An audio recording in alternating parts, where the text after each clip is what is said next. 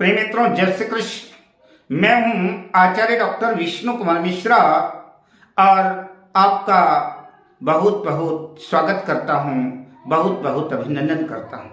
पिछले वीडियो पर मेष लग्न और वृषभ लग्न के जातकों को बताया था उन्हें अपना करियर किस क्षेत्र में बिल्ड करना चाहिए, उन्हें जॉब करना चाहिए या बिजनेस करना चाहिए। आज उसी श्रृंखला में जो क्रम है, आज जो बारी है वो मिथुन लग्न के जातकों की है। आज मैं मिथुन लग्न के जातकों को बताऊंगा कि उन्हें किस क्षेत्र में कदम रखना चाहिए, उन्हें व्यापार करना उचित रहेगा किन जातकों को, और किन जातकों को जॉब करना उचित रहेगा, उनके लिए नौकरी ही बनी है, और किन जातकों के लिए व्यापार व्यवसाय ही बना है। आज मैं इस विषय पर आपसे चर्चा करूंगा। उससे पहले आपसे आग्रह, अगर आपने अभी तक हमारे इस चैनल को सब्सक्राइब नहीं किया है तो प्लीज चैनल को सब्सक्राइब करें, साथ ही नोटिफिकेशन बेल को भी प्रेस कर लें। अगर आप अपनी या अपनों की जन्म कुंडली का बृहद प्रेडिक्शन कराना चाहते हैं, विश्लेषण कराना चाहते हैं, या किसी भी किस्म का ज्योतिषी परामर्श, उत्तम क्वालिटी के रियल राशि रत्न आदि प्राप्त करना चाहते हैं तो आप स्क्रीन पर फ्लैश हो रहे नंबरों पर हमसे संपर्क कर सकते हैं। यह 3 नंबर से शुरू होने वाली जो जन्म कुंडली है, यह मिथुन लग्न की जन्म कुंडली है। और इस मिथुन लग्न के जो लग्नेश हैं, लग्न के स्वामी हैं, लग्न लॉर्ड हैं, वो बुध हैं। मैं प्रायः हर वीडियो में, हर एपिसोड में कहता हूं कि किसी भी क्षेत्र की सफलता के लिए लग्नेश और लग्न का स्ट्रांग होना, मजबूत होना आवश्यक है। यह जन्म कुंडली का पंचम भाव है, जहां पर 7 नंबर लिखा हुआ है। तुला राशि बनी हुई है, जन्म कुंडली का पंचम भाव है। इस पंचम भाव से जो है आपकी शिक्षा का, आपके एजुकेशन का ज्ञान प्राप्त होता है। यह जन्म कुंडली का नवम भाव है, जहां पर 11 नंबर लिखा हुआ है। यह आपकी जन्म कुंडली के हायर एजुकेशन का भाव है, उच्च स्तरीय शिक्षा का भाव है। साथ में भाग्य भाव तो है ही, यह भाग्य भाव ही है। शिक्षा दीक्षा पंचम भाव के स्वामी हैं वो शुक्र हैं, और जो हायर एजुकेशन का डिपार्टमेंट जिनके पास है वो शुक्र के मित्र शनि हैं। आपकी जन्म कुंडली में पंचम भाव और नवम भाव दोनों के स्वामियों का राशि परिवर्तन है। पंचमे शुक्र जाकर के जन्म कुंडली के नवम भाव पर कुंभ राशि पर बैठ गए, शनि की राशि पर, और नवम भाव भाग्य भाव के स्वामी, हायर एजुकेशन भाव के स्वामी शनि जन्म कुंडली के अगर पंचम भाव पर बैठ गए तो निस्संदेह आपको अपनी पढ़ाई पर खूब मेहनत करना चाहिए। और माता पिता से भी आग्रह है कि अगर उनके जन्म कुंडली में पंचमेश और नवमेश का राशि परिवर्तन है तो उन्हें पढ़ाएं लिखाएं, और ऐसे जातक पढ़ लिख करके एक उच्च स्तरीय जॉब करेंगे, और उच्च स्तरीय जॉब कर करके नौकरी करके अपना एक महत्वपूर्ण स्थान बनाएंगे, और आप अपने करियर को बिल्ड करते हुए समाज में भी स्थान प्राप्त करेंगे, दौलत शोहरत कमाएंगे, आपके पास सारी सुख सुविधाएं संपन्न होंगी।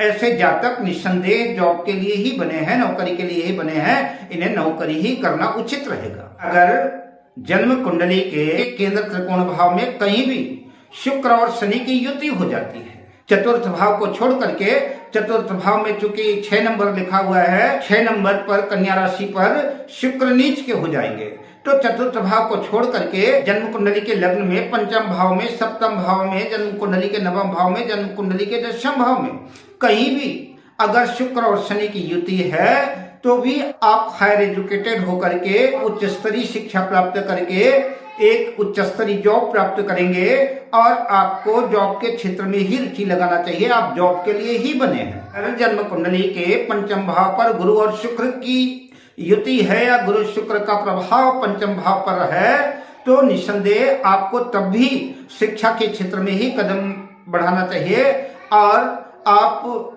नौकरी के लिए ही, आप जॉब के लिए ही बने हैं। आप पढ़ाई करिए, आप शिक्षा दीक्षा करिए, आपको जॉब में ही सफलता प्राप्त होगी। केंद्र और त्रिकोण में कहीं भी गुरु और शुक्र की युति है, केंद्र त्रिकोण में कहीं भी गुरु शुक्र की युति है, जैसा कि मैं पहले ही बता चुका हूं कि चतुर्थ भाव में शुक्र नीच के हो जाएंगे, तो चतुर्थ भाव को छोड़ करके केंद्र त्रिकोण भाव में कहीं भी गुरु और शुक्र की युति है, तब भी आपको पढ़ाई के क्षेत्र में मेहनत करना चाहिए, पढ़ाई के क्षेत्र में ध्यान लगाना चाहिए। आप उच्च स्तरीय शिक्षा प्राप्त करके आप उच्च स्तरीय सर्विस प्राप्त करेंगे, उच्च स्तरीय जॉब में जाकर के एक उच्च स्तरीय अपना मुकाम अर्जित करेंगे और समाज में आपका मान होगा, सम्मान होगा। आप जॉब के लिए ही बने हैं, आपको जॉब ही करना चाहिए। आपकी जन्म कुंडली का द्वितीय चंद्रमा जन्म कुंडली के केंद्र त्रिकोण भाव में कहीं भी स्थित है और अर्थ में गुरु स्थित है या कि गुरु और शुक्र का प्रभाव है, तो निस्संदेह आपको अपनी पढ़ाई लिखाई पे ही मेहनत करना चाहिए, पढ़ाई की तरफ ध्यान देना चाहिए।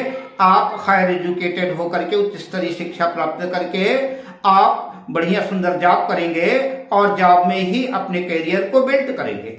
अब आइए मैं उन कंडीशनों की बात करूं जहां की अगर ऐसी स्थितियां आपकी जन्म कुंडली में बनी हुई है तो बिल्कुल भी आप पढ़ाई लिखाई के लिए बने ही नहीं है और पढ़ाई लिखाई आपके बस की बात भी नहीं है। आपको पढ़ाई लिखाई के क्षेत्र में अपना समय न बर्बाद करके आपको व्यापार धंधे में ही अपनी किस्मत को आजमाना चाहिए। व्यापार धंधे में ही आप अपना एक नया कीर्तिमान रच सकते हैं, तो व्यापार धंधे की तरफ ही रुचि बढ़ाएं तो ज्यादा बेटर होगा। अगर आपकी जन्म कुंडली का पंचमें शुक्र अगर जन्म कुंडली के चतुर्थ भाव में स्थित है, जहां पर 6 नंबर लिखा हुआ है, चतुर्थ भाव में 6 नंबर पर शुक्र नीच के हो जाते हैं। और अगर आपकी जन्म कुंडली में ऐसी कंडीशन बनी हुई है कि शुक्र जो है चतुर्थ भाव में 6 नंबर लिखा है वहां पर स्थित है, तो निस्संदेह आपको पढ़ाई लिखाई तो आपके बस की बात है नहीं। कोई कितना भी मारे, कोई कितना भी पीटे, कोई भी प्रेशर कितना भी बनाए, तब भी पढ़ाई आपके वश की नहीं है।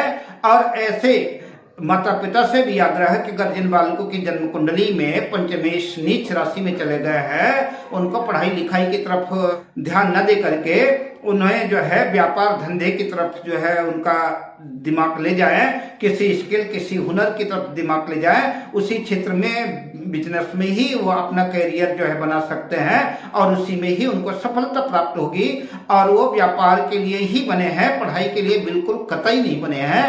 अगर आपकी जन्म कुंडली के पंचम भाव पर राहु केतु का प्रभाव है, राहु केतु का इफेक्ट है, तब भी आपके शिक्षा में आपकी पढ़ाई लिखाई में कहीं न कहीं विघ्न बाधाएं आएंगी और आपसे पढ़ाई लिखाई नहीं हो पाएगी। आपको कई अड़चनों का सामना करना पड़ेगा।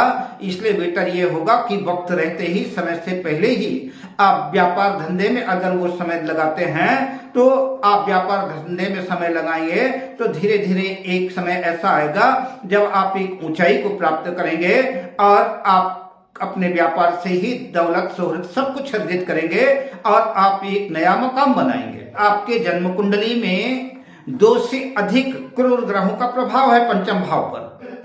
आपकी जन्म कुंडली में सूर्य अगर पंचम भाव पर आते हैं तो तुला राशि पर सूर्य नीच हो जाएंगे।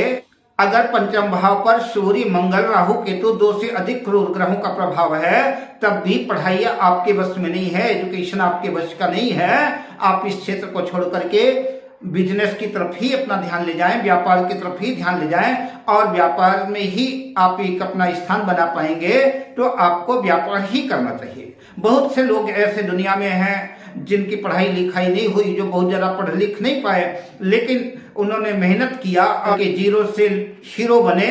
तो ऐसे कई उदाहरण हैं जो कि व्यापार में अपना एक स्थान बनाया और उनके कल कारखानों में, उनके फैक्ट्री में, उनके ऑफिस में कई पढ़े लिखे हायर एजुकेटेड लोग काम करते हैं। तो जरूरी नहीं है ऊंची डिग्री प्राप्त हो, डिग्री प्राप्त करना एक अलग विषय है और ज्ञान का होना, बुद्धिमान होना एक अलग विषय है। तो आप अपनी बुद्धिमत्ता से, आप अपने ज्ञान से, आप अपने स्किल से व्यापार का क्षेत्र, बिजनेस का क्षेत्र ही जो है चुने और आपको कामयाबी मिलेगी। मेरी शुभकामनाएं हैं। तो निस्संदेह जो है ये तरक्की करेंगे, इनकी उन्नति होगी। बेहतर तो ये होगा कि आप किसी योग्य ज्योतिर्विद से अपनी जन्म कुंडली का एनालिसिस करा करके आप ये तय करें कि आपको निश्चित रूप से व्यापार का क्षेत्र उचित रहेगा या बिजनेस का क्षेत्र उचित रहेगा। और बिजनेस अगर करना है तो किस चीज का बिजनेस करना है, तो ये किसी योग्य ज्योतिर्विद से परामर्श ले तो ज्यादा बेटर रहेगा। अब मैं आपसे लेता हूं विदा, शुभकामनाओं के साथ। जय श्री कृष्ण।